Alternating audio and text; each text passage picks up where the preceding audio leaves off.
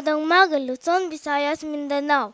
Narito na ang weather update ngayon, March 22, 2025.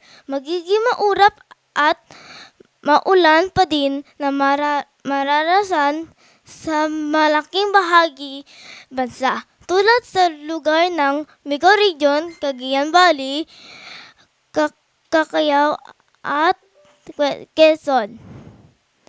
Makakaranas ng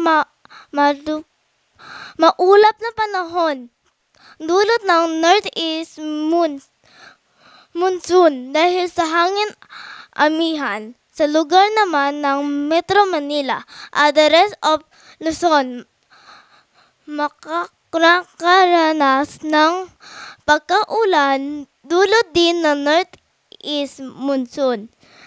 Sa neon line of pagsasalubong ng mainit at malamig na hangin ang nakakapekto sa Visayas. Easterlies naman ang nakakapekto sa bahagi ng Mindanao.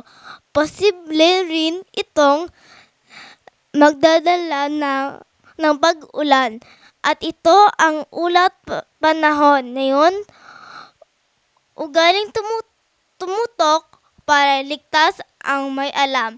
Para sa Grace News, ako po si Sia Sulamite Dominguez, nag-uulat.